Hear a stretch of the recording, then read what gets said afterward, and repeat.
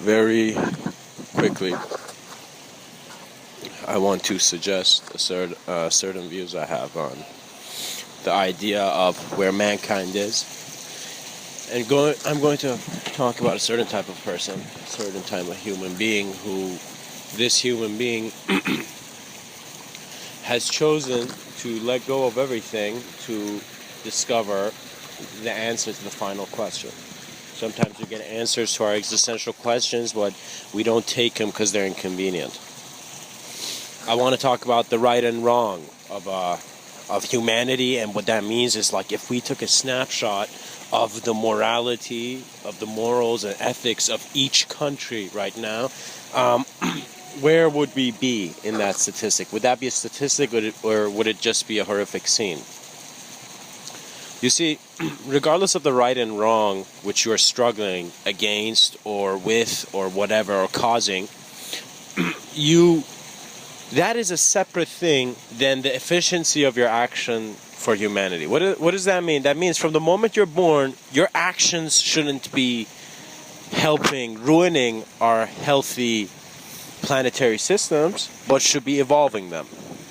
Regardless of the right and wrong you feel, regardless you think it's the right time to say something or it isn't. It's the right time to write something or isn't. It's the right time to draw something or it isn't. You need to understand, we need to maintain higher states of being because we know the body. It's as if man, the being that was man, the ape that was man, recognized that now it's time to be self-aware to its body based on its creative ability here in this physical world by creating technology. We are creating something that is helping us see further. That is technology, pretty much. However, man, and after we let go of the branches, it seems, the monkey hit the ground with its feet touching the earth. This ape began walking on two legs. This ape changed suddenly. Now, regardless of that change, it went through a phase of recognizing what the body is and how it works. And it wasn't with one human. One human being couldn't establish all the knowledge we have today. It was a group activity. It was as if different views through the same eye came to help move things forward, right? Now, regardless of the idea that we have lost technologies, because that's a totally another videos of what lost technologies are, but in regards to this, once you become aware that now we know how the body works, we're no longer just limited to our body because we've understood it completely. Now we want to understand more of a creative fabric to existence, more of to pull the cloth and see how far it goes, to pull an idea because it came across that it pulled you first, it called you first, you see? You have to see and make sure you're aware what kind of person you are when you're responding to things. Because some people act like saints, and the minute they're out of that comfortable space where they felt like a saint, they become sinners. And then it's as if it's a breaking of illusion, but at the same time, it's a condition. It's a self-induced condition. You don't have to feel like a sinner. You don't have to feel like a saint. You could be neutral, present, and aware. You don't have to use names all the time in your way of thinking. It's not as if the origin where your thoughts come are only written in thought. No, it's not that. It's not only written in thought. Your experience is more because you have subtler existential bodies which are not in this wavelength of reception. So regardless of what technology we make in this wavelength, we can't see anything beyond that. Whatever rules, theories we can say, we are one part. We are one finger trying to explain how the palm is in every other finger. The only way we can explain it is by not talking about it and being the finger we are in the palm that is, holding this moment of existence for us. It is not a story-based thing. I want you to understand. So in other words, I'm saying let your senses of right and wrong be based on all the stories you will hear your whole life, or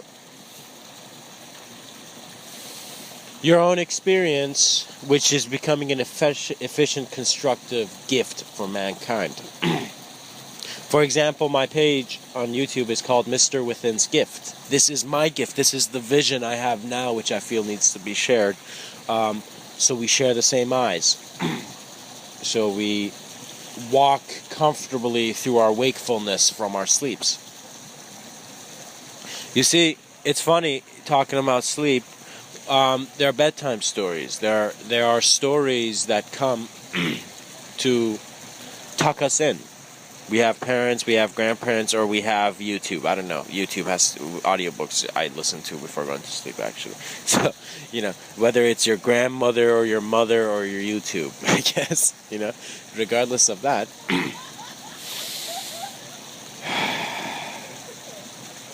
You must become aware that right and wrong are based on stories, and the greatest storyteller wins.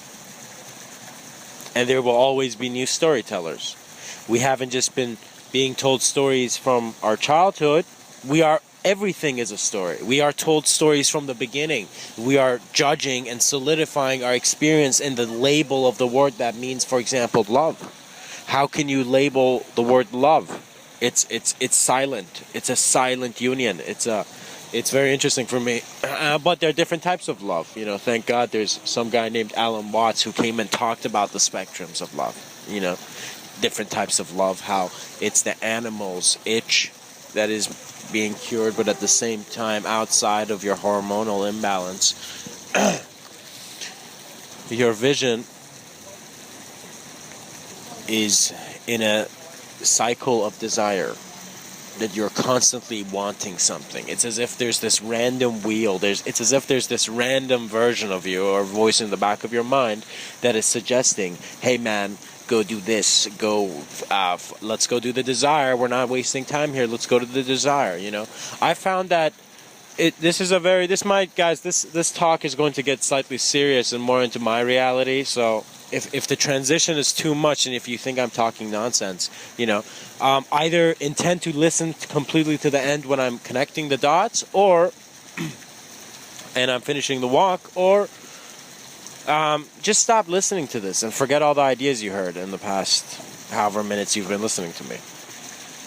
You see, it's something which let it either be helpful or let it be something that doesn't serve you, because you don't want baggage. You don't want to keep so many options that your hands are too full to, pick up the important things in life, the important views.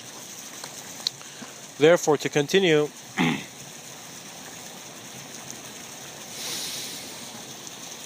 one side of you should understand and be aware that you need efficient action. You need to have efficiency. It's not like you're becoming a mechanical engineer to just make, let's say, machines or other parts more efficient, or creating things or inventing new things. You are at the same time being inventive in your approach to life, not to how you're approaching life, just your how you see your life progressing. And you become aware of that, and you're recognizing that the greatest thing you can do is a contribution, not a takeaway. You're not here to take things that much, It's not that important if you take it or not, We're all walking to the grave. We're all taking the grave at the end. You don't need to keep your hands full to just, drop everything and go into the grave. You need to understand that physicality has its place, but because now we are transcending, we're at the most exciting existential time. Guys, how exciting is it that I'm a pair of eyes experiencing an animal, let's say, for example, the ape and its evolvement into the human form, transcending into its greater and unspeakable idea, where the mind of man cannot conceive. There was this amazing mystic poet who had such a beautiful mind. His name was Rumi. And Rumi has this quote, if I'm not wrong, that he began as a grain of rock, I believe. Or this is my interpretation of Rumi's poem, actually. I cannot say it verbatim now. But it's as if he was alive in a grain of rock. And then he moved to plants. And after he moved to plants, he was animal. And when he was animal, he moved to human. Right? And he's like, after I have sacrificed, I think, my human soul. I will be with angels blessed. I think I'm saying this wrong, actually. Give me a second, sorry. I'm going to look this up while I breathe for a few minutes.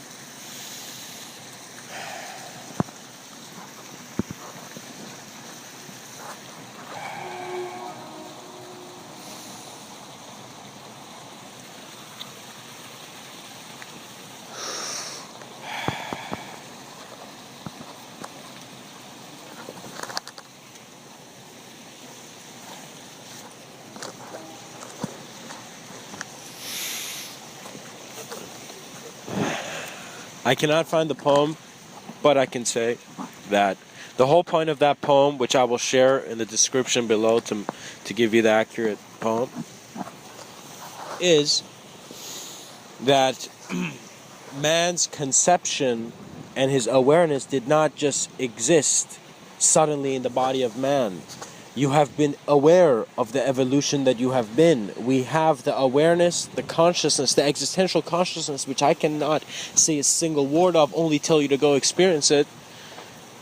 That is a dimension of being which is so much more collective than you thinking you're just a human being.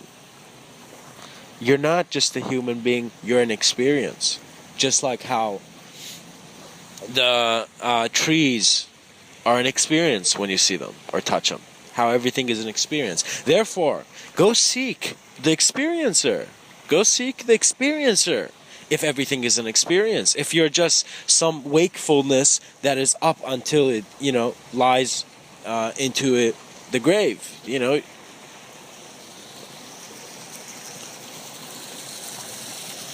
You choose how far you want to pursue your searches for life's greater meanings. You must understand that you must be drawn by a stronger pull of what you know is your truth to then become that view of truth. Follow your doubt. Your doubt is the most immediate question you need to answer. You need to be, why am I doubting? Quickly clear that in any sense. You know what I mean? For example, I'll tell you this. Nobody told me, but during my high school, I had a lot of PowerPoint presentations.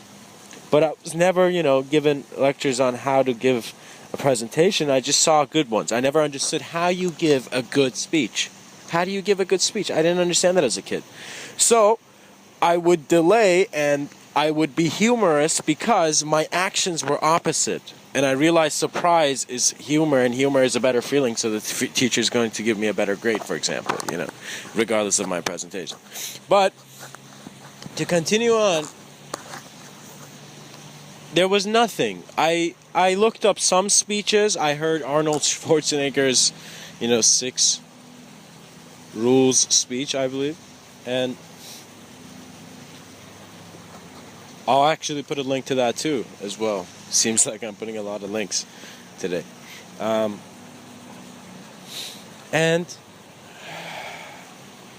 get rid of the doubt that's within you, because you are a great speech. It's not that you have to give a great speech. You don't have to give anything. You are it.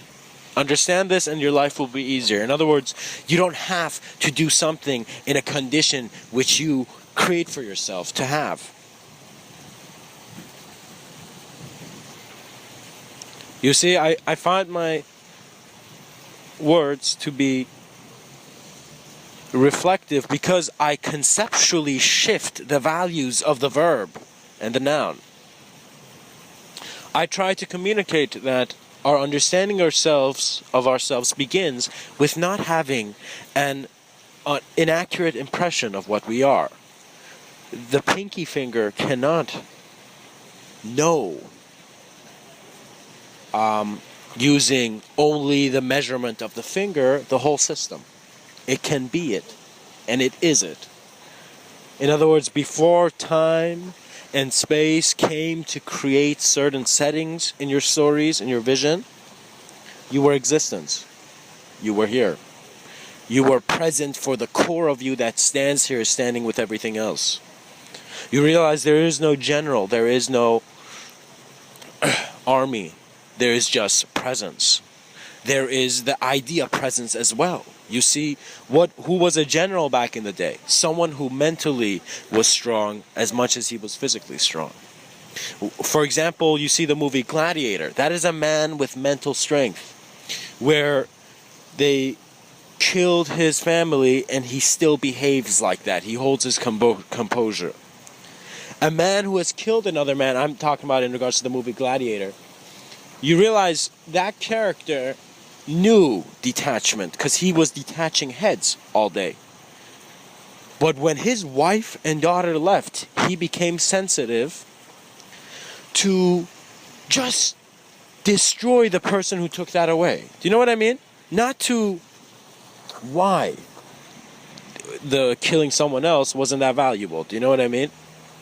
It wasn't equal value of human life. Why human life wasn't equal value. And you realize the reason human life is not equally valued, it's because of the shapes and spaces and different times and unique settings that have become our definitions based on history's loud voice, rather than the louder voice of the future. Because if we look to the future, we will not be that worried about our past. We will see the solutions and their involvement. Therefore,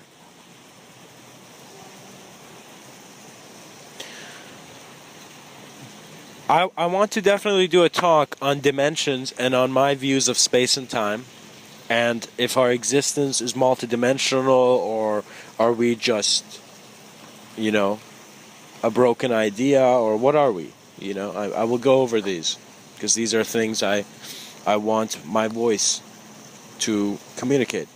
I feel it should. The language that our generation is using suggests the problems it's going to think about. If we're worried about an image or a symbol, Justin Bieber or I don't know, whoever is on your TV screen right now, the most person you've seen on TV, and try to think of what symbology you're using. Guys, back in the day, they didn't have distractions, so they could take a good look at life. Now, for some beautiful and hilarious reason, we have the hope to break a system that is distracting us from life. Guys, you don't need to be distracted from life. Go sit in your yard, go to the park, go listen to the silence before you fall asleep and transition into that state of being, feel yourself in many ways. Don't get distracted by life. Don't play a video game for too long, man. I mean, it's fine, but why play a video game when you can look out your window and go interact with those people? There's more gains you get, guys. The more riskier you are in your communication for bringing pure communication to the table. What I mean by that means values that are self-reflected, that are mirror-like. When you speak about a mirror, people will see themselves. And then you will understand that leadership is meaningless if nobody begins to act. We must begin acting in loving, caring, and efficient ways. We must not become a victim to our own technologies that are distracting us from life. Please go and be around nature, for that is how you recognize the nature of being, guys. Back in the day, there were meditative practices where you looked at something and you saw God in it. You would put a candle and you would see the burning flame of the divine, right? However, now we don't have that. Our environment has changed. Our environment has changed so much where when we walk outside, we feel judged by others. We are distracted by our material self-image, which is always a mental construct. It's as if our awareness that how we look is an idea, but how we look is a physical thing. And we're just distracted by these two processes. There are different degrees of sensitivity. Alan Watts had spectrums of love. I hope to talk about spectrums of sensitivity. Perhaps I'll point to a lot in this video about what it is, and later on I'll make a very complete version. But sensitivity is how you are aware of how your life is working, how it's moving. It's not everybody has the same life. You don't have the same life as an African child in a tribe, in an Amazonian tribe. You don't have the same life as, for example, some kids who don't deserve the money they have, You don't have the same life as those who create money, You don't have the same life as those who go through physical hardship, or maybe mental hardship or emotional hardship. You have hardship in your life, but you're not the same. You're your own unique view because you're looking through different lenses of ideas that resonate with your natural harmony of truth.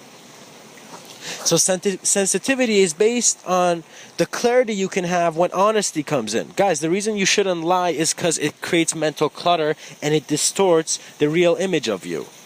In other words, that practice of that guy looking at the flame means anything you look at, you can see God. But why are you looking through, let's say, the TV screen rather than, for example, a mirror? Do you know what I mean? Why is it that way? Why are you looking at a TV screen and seeing other views of what existence is? You see, the way you think about how man's body is designed is we have eyes right now. Let's say me being born in 1991. And these are my eyes. These are the eyes I have. This is the body. This is the weight. So it's as if mirrors are not always around, let's say. The first thing you see is in front of you. So you are defining what you are based on what you see, what you're looking out at. You haven't looked in yet. You're just looking out. You realize your creativity and interaction with what is out creates an idea of a mind. But then you're uncertain that it's an idea. Because you don't know if there's something more. Guys, it's not the shapes or the form. The all-knowingness that we are connected and integrated in this chaotically and beautiful unknown potential to be anything, if we are even present in the presence of stars, we are the God in that self-awareness.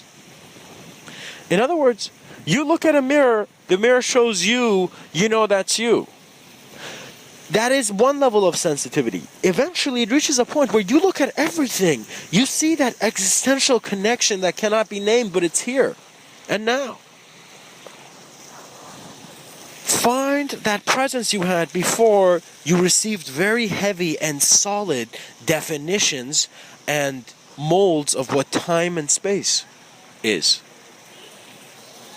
We are building our realities, mental realities, similar to the Fibonacci sequence, where we're utilizing the past to spiral towards a more expansive future.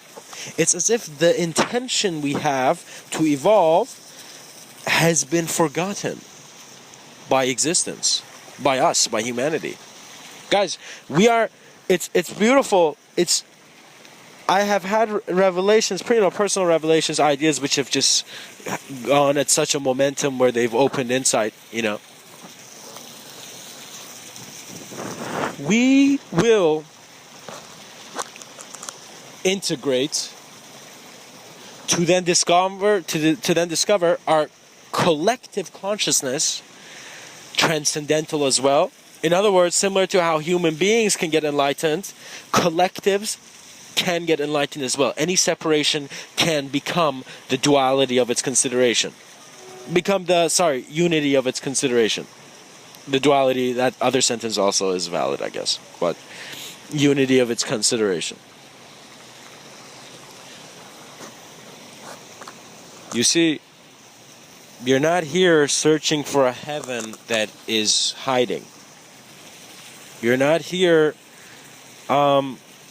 stuck. But if you do choose to define your conditions very accurately, you will have accurate conditions that will affect you. If you say you are afraid of loud voices, you are defining a condition. You're making your conditions separate. Guys, you can have unified conditions. That means it doesn't always have to be a struggle. It can be an awareness to the struggle that is not struggling. It can be a presence that, regardless of the beginning values of some ideas, you don't need to put your own values on to feel trapped in. It's as if you don't need to be suddenly told you have cancer and live in ways where you're dying. Where you're focused on your death. And this is very hard, and I can never speak about people who go through that kind of hardship, but these are the ideas I have of it.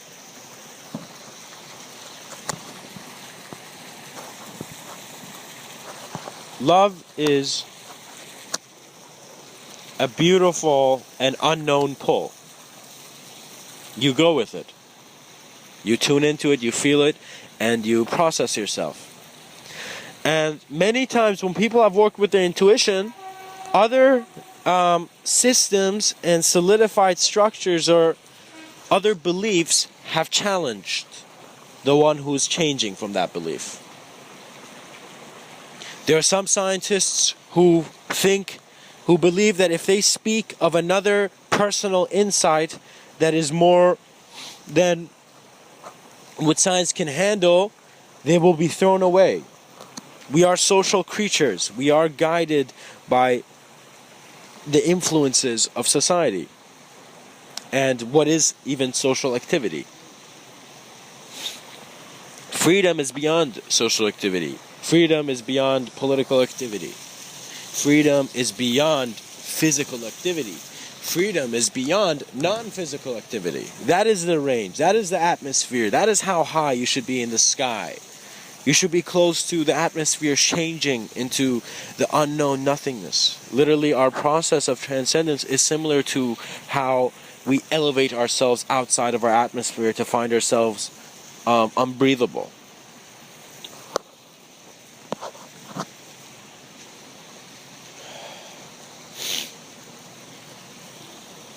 Sensitivity brings blessings. Because you become sensitive and aware. When I say sensitive, it's not just you become heightened senses. I mean, that is a byproduct, but you also become aware of who's sensing, In other words, if your parents told you you only had to work hard in the realms of thought, if you had to work hard there, then, or actually, let me say it like this.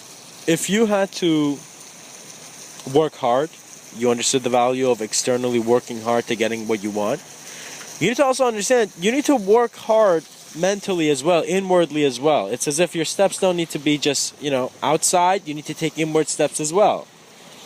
That is more of a mystical teaching because it is telling you need to reevaluate how free you are every minute of your life.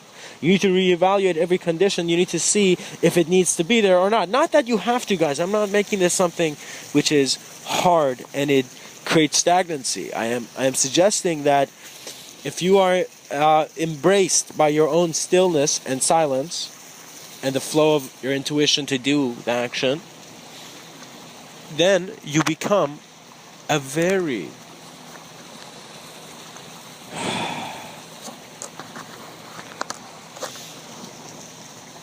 beloved presence.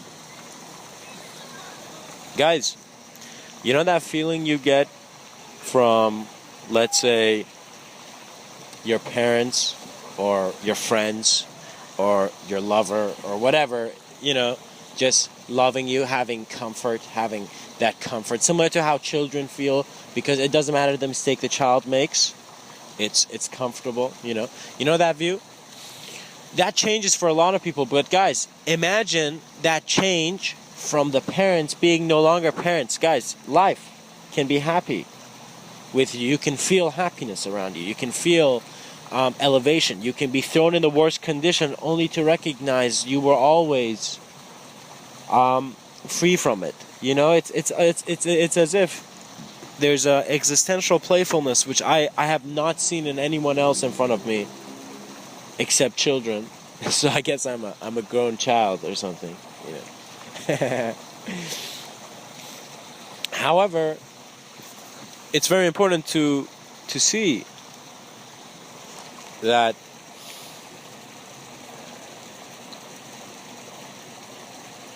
our acquisition of the definitions of how we are sensing life create what our life is. And life is always more than a movie screen, because I'm pretty sure you can turn off the TV. You know? So it's more than just a screen, you know? Let your small metaphors be connected with your biggest metaphors. That is depth. Depth is, and there are different views on deep, you know? Some depth, there's a level of, I guess, deep type of people, I guess, I've seen, who you see them communicate, but you realize they're asking the questions, but they have not confronted the answer. Some people are aware the questions that enlightenment is asking. Actually, many kids are. Many kids are aware what the Buddha was. Because, you know, they see how our industrial systems are not that self-sustaining. They're mentally self-sustaining, but not physically. Kids shouldn't be extremely obese. That is just not necessary, you know? However, to continue with the aim I have, you see, begin looking at your past and connect it to your future. What does that mean? That means confront all potentials of how your past is affecting your future and be comfortable with it. The mind has this ability, guys. No one is stupid. If you're understanding the words I'm saying, if you have access to some form of database, let's say a dictionary, you know, and you can have those definitions when you're speaking with me, not completely, but, you know, to just know the words, so as if you are hearing everything I'm saying grammatically, then there is a action that can be done, which is more coordinated.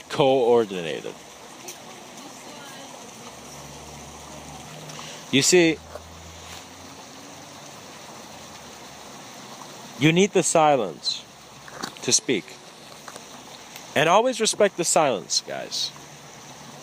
Always be comfortable with the silence. The silence doesn't have to say anything. The silence doesn't have to do anything, you know? A silent person is one of the coolest people you will meet in your life. Because they are not using the definitions. They are seeing how, for example, sometimes I meditate on the park, or, you know, in the park, or, you know, in my accommodation, you know, garden area, right? And when I do that, people see it, but I can be aware enough to recognize that they're having many different ideas on what I'm doing, and they are seeing how comfortable they are with it. It's as if when I'm just randomly sitting on the grass in a meditative pose, people are observing it and they're judging it and they're seeing how comfortable they are. Am I comfortable enough to see what this guy's doing? I mean, he's just sitting on the grass. Why isn't he partying? Why isn't he drinking? Why isn't he doing some other activity? Why is he just so still and calm and silent sitting? You know? And then perhaps you'd come and talk to me and you'd see that I'm actually looking at the stars. It's not anything. I'm just looking at the sky, you know. That's a better TV for me than anything else, you know, any other TV. So once we're engaged with the ideas of life, we will no longer be confused and trapped in the ideas of man. And you must clear yourself and let your metaphors turn into fractals of existence. You must let your mirrors always be pointing to you. Because they are. Because that is a nature of creation. You see,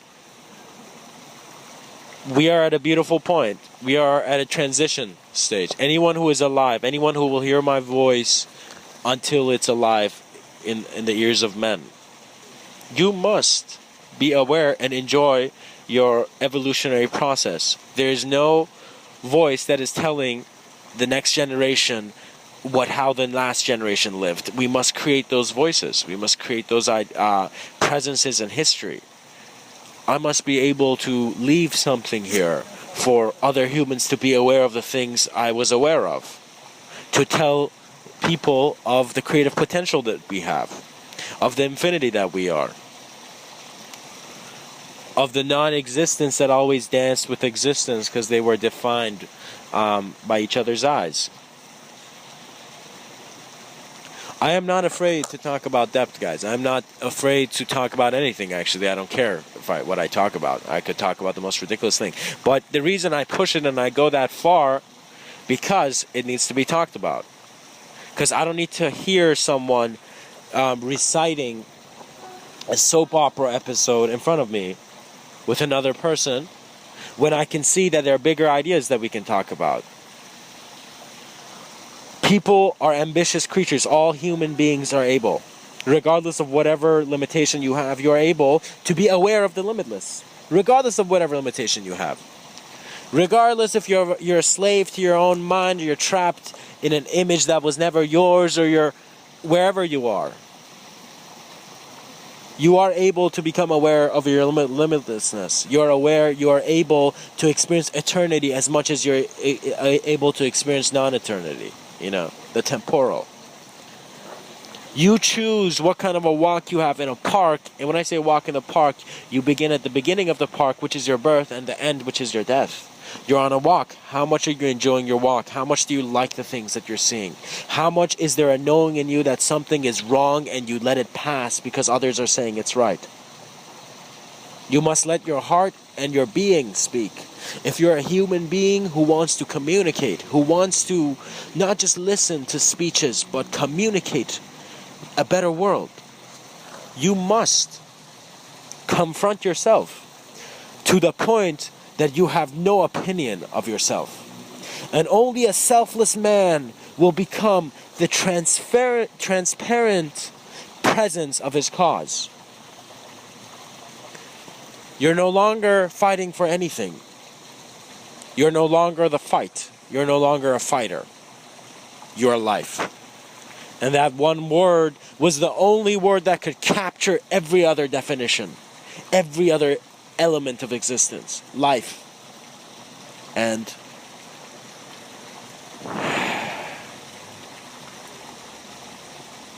creation. And infinity. When you think about these ideas, when you think about what your infinity and eternity and creativity means, you discover a version of yourself that is much more able in regards to your thinking process.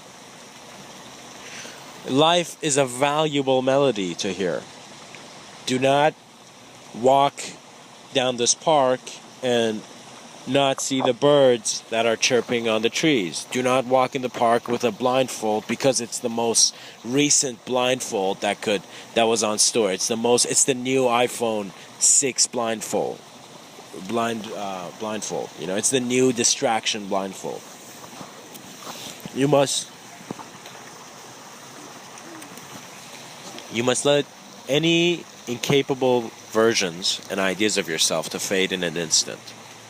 You need to let yourself relax and feel how you are the greatest version of yourself. Just feel it out. Just feel out how this is all you can do. This is the best version of you. Feel it out. Feel comfortable with it. And then after that, relook at your past from your future. Become the new you. Feel the new you and don't define it.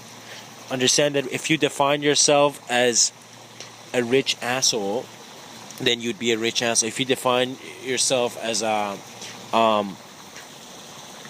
poor saint, you'll be a poor saint. Regardless, if you define yourself as any abstraction, any dualistic combination of realities in an idea, regardless of that, you are the creator of your world in this moment. Because you are defining what your world means to you.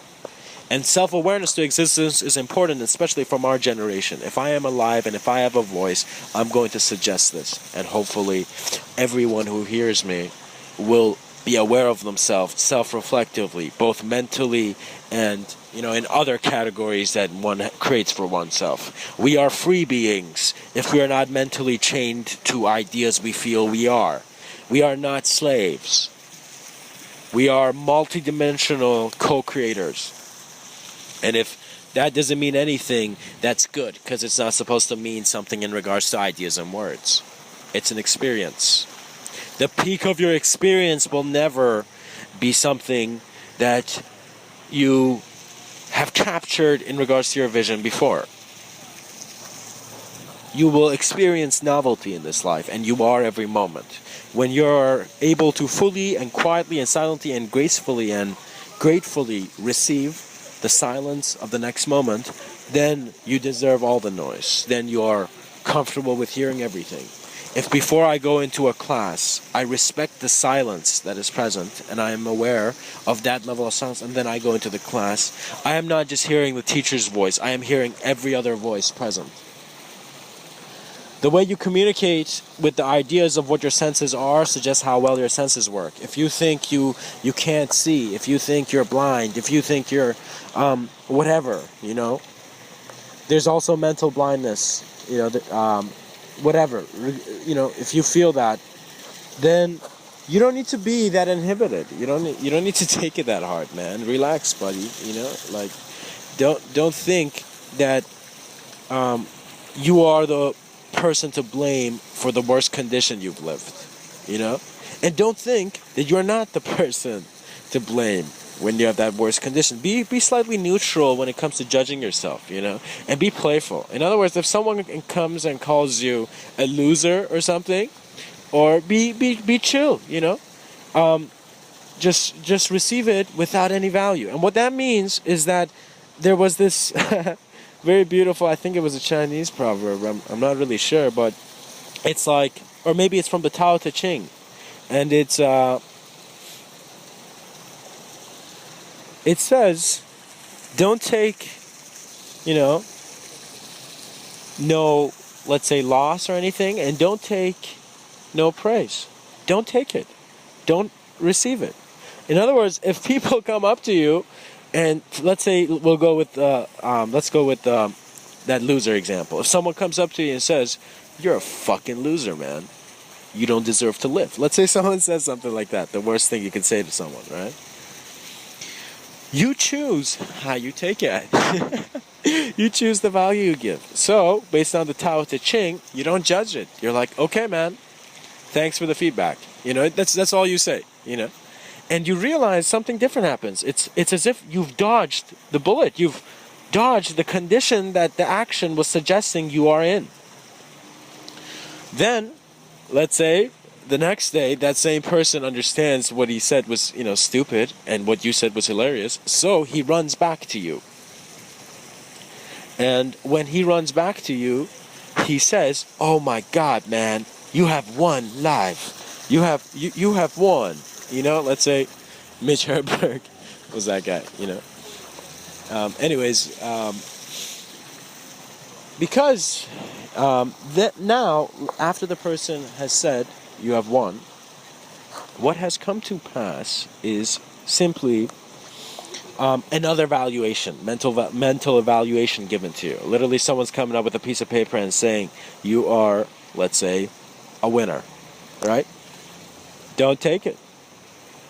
Be preferenceless, and it will not in a bad way, guys, but it's kind of weird, because when you become preferenceless around others who have preference, you become a mirror.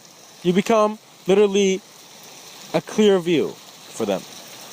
And what that means is that you don't judge. You have no grudges. You have no anger. You're very calm because you don't have a preference.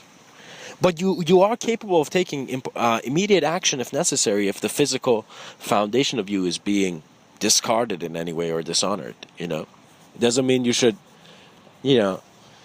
not be able to protect yourself or use self-defense here physically. You should always be able, you should be capable physically, But you also need to understand that our ability transcends into how we treat our incapability as well. How you confront yourself when you are not capable. Let's say you're incapable, when you fail. How do you take failure is very important, because it suggests how distracted you will be with the idea of failure. Some people fail and they never forget it. Some people fail and they forget that they even have that definition. And they continue on, and their prosperity becomes a new idea for them. When we say new ideas, that means new versions of life. What does that mean? That means if I take the human idea and I say it is no longer just an overgrown monkey, Then, or overdeveloped monkey, then I am opening up a new potential of creation. But we realized that before people said that we were from a monkey, evolution that way, there were those people much, much more ancient who had a clearer view of our origins. They were simply, because they weren't here, they didn't have our distractions, so their questions weren't tainted by all these irrelevant ideas and consumerism and marketing. Back then they had a clear view of what was life, and they understood progressions. That's why there were seers. Who are seers? Seers are people who they have been known through history to see beyond their time. And there's definitely another episode where I will talk about what a seer is and how it should be approached to be a seer. But that's for another time. However, seers saw the movement of life. They saw where it's flowing. They saw that the top of the pool stick hit the billiard stick hit the ball, the white ball, and the white ball is going to hit the red ball. They can see it. They can tune into probabilities.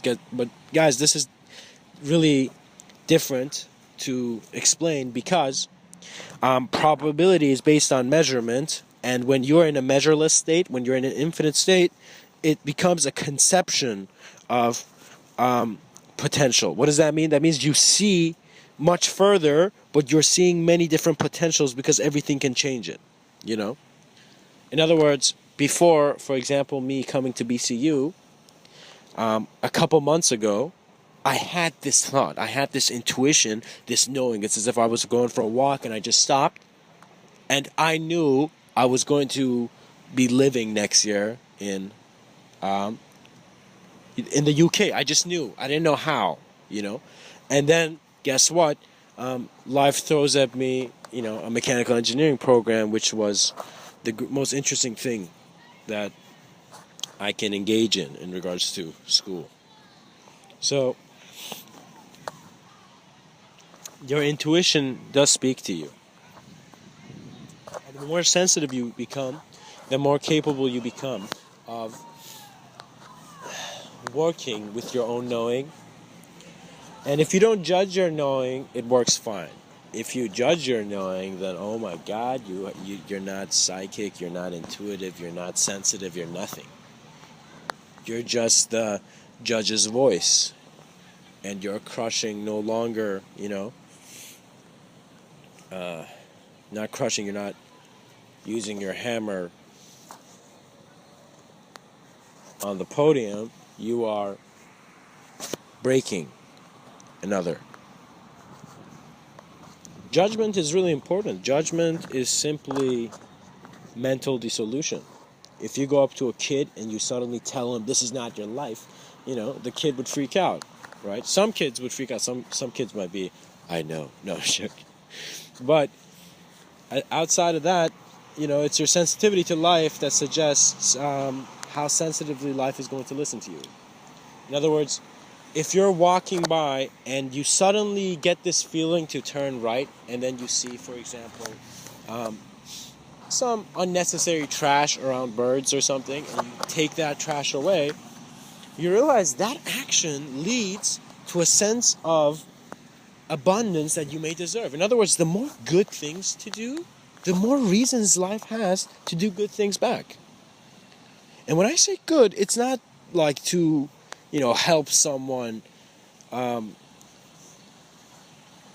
let's say financially. It's not just like giving millions of dollars to charity. It's selfless action. It is being sincere and authentically just giving something to someone because it's going to help them. There's nothing to compute. There's no need for photographs.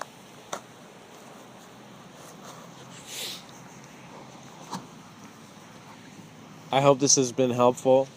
It's been a very interesting talk.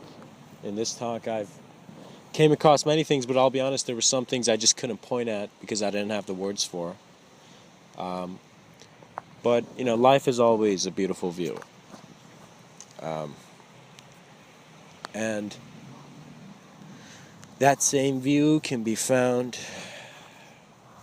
you know, in your backyard or on a postcard.